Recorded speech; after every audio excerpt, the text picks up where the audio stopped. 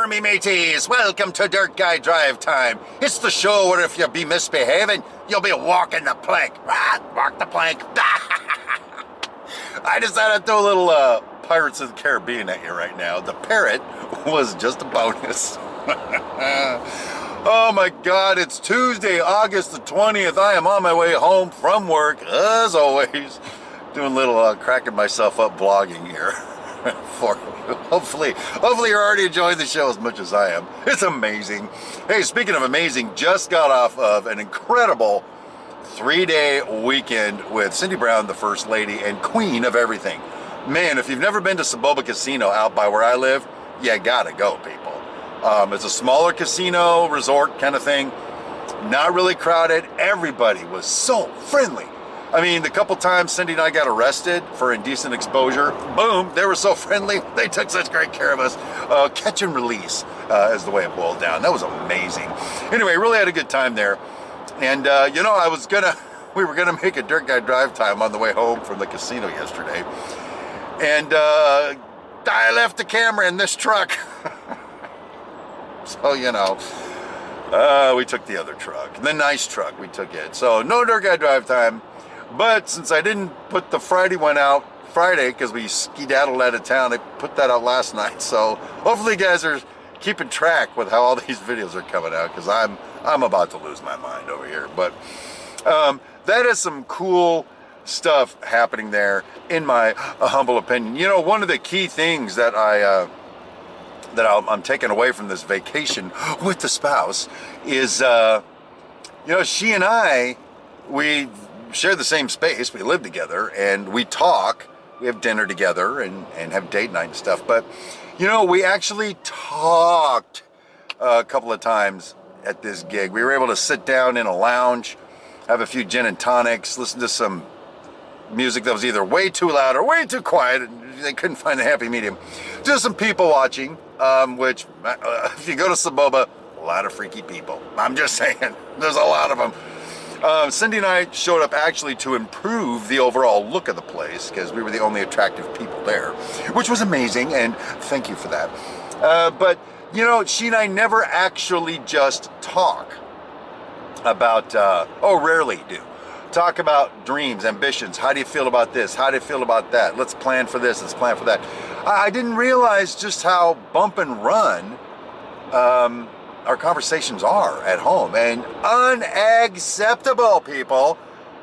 We need to have more deep, meaningful conversations, Army mateys, like that. I'll throw some of that in every now and then for you. So we're going to commit to doing more of that. Had our big production meeting that I was telling everybody we were going to have, and you know, you might see some stuff happening on the video stuff, you might not. We're kind of finalizing how we want. Oh, hello, Mr. Police Officer. Hey, matey. Police officer. That was a terrible parrot. Where was I? Let's move forward. Video stuff. Little iffy on Cyndi's channel. I'll let Cyndi at some point say what she wants to say about that. We have concluded that Track Smack is a worthy and noble enterprise, so I'll probably continue with that. But as far as It's My Railroad, making some videos, not certain as to the style or the frequency that they'll be coming out. But anyway, so I don't know, little differences here and there. I'm just trying to live some life, baby. You know what I'm saying? Army mateys. I'm just going to keep doing that.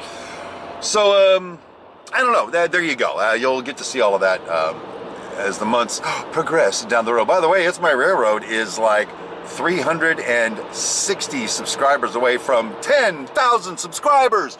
Oh, wow, that's going to be amazing. You know what? I'm going to tell you a quick story. Back in the day, I went from like a little TV to like a big screen TV, baby. It was like one of those big projection ones. And the day came where they were going to bring it in. It took 2 guys to move it. It was like a piece of furniture. And they installed it, and I turned it on. And some kind of way in my mind, I had determined that this was going to be a life-changing experience when that big TV came in there. And I turned it on, and I boosted the sound, and it was a TV. I was just watching the bigger TV. It was like it was a big letdown. Nothing really happened when I got my big screen. So, flash forwarding to today, I think when I hit 10,000 subscribers on It's My Railroad, I think it's going to be like, whatever. I don't think anything changes, frankly. So, I don't know. I'm going down that road with reservation relative to my excitement level for that happening. So, but thank you to all you people that made 10,000 possible. Boom, baby. 10,000, mateys. Anyway, what's with all the pirate crap? Well, here's the deal. I put a little saying on my whiteboard at work. My whiteboard in my office has little things I've said over the few months I've been there. Like wide open freshness. I referred to an area that I just cleaned with the loader, flattened out the dirt. It was beautiful, and I said, it's like wide open freshness. And my general super duper intendant wrote that on my whiteboard and dated it. So that became a thing. So I wrote today on my whiteboard, I run my ship the way I run my ship. And I dated it, August 20th. Now, why would I write something like that on my board? Well, I'll tell you, friends. I'll tell you, mateys. Arr. I was gone yesterday on, half-naked drunken adventure with my wife. And General Super Duper Intendant came in to fill in for me, I guess. I didn't even know he was coming, but there he is, running the job. And I got to tell you something. Don't come into my office and start rearranging my shit, first of all, okay? I have things set up the way I have them set up. It's my style. It's the way I do things. And I just think it is disrespectful and invasive to come into my office and rearrange everything the way you think it should be. Piss me off, baby.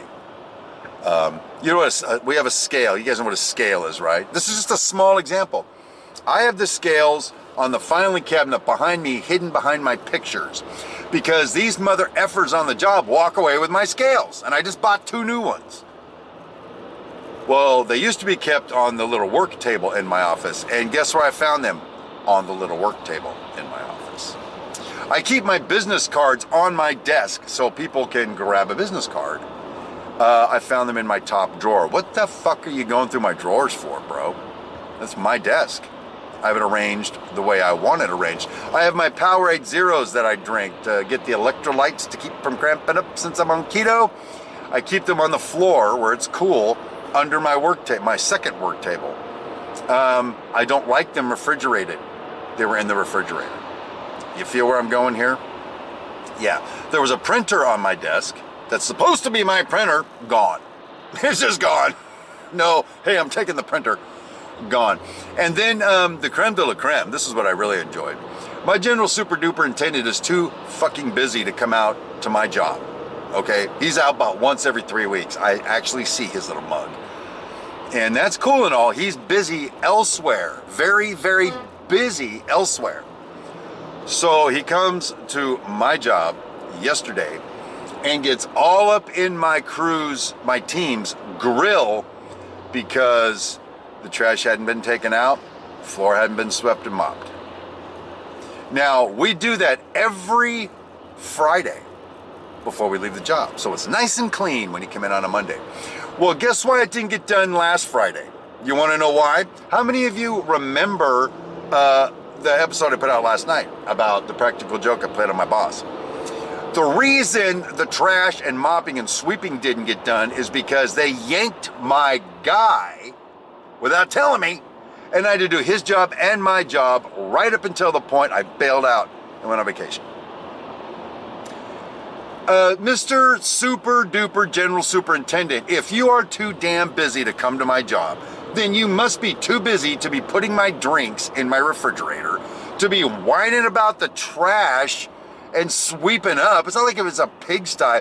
You do not need to run a dust buster thing on my desk to get rid of the dust. You don't need to clean my shit. I'll tell you, and here's the thing. I run my ship the way I run my ship. I've got tasks delegated, the entire totality of what it takes to run this job. I have it delegated between a temporary superintendent and assistant superintendent I'm almost gonna faint. I'm talking so hard right now. My blood pressure's going up. My project engineer and the people back home at the office. I have it set up to operate a certain way. You can't come in and run my ship the way you want to run my ship. That's bullshit. Walk the plank. So anyway, sometimes my general super duperintendent watches this, and you know, bro, I love you. And we're gonna have to talk though. And here's the deal, I'll probably back down because you're the boss, and I don't want to do anything that fucks up our friendship, but you gotta know something. Keep your hands off my stuff, man. Talk to me, don't talk to my crew. It's just the way things are done. And so I think we're gonna get to a point where one of us is gonna have to walk the plank. And his position is such that I'll probably be the one that walks the plank.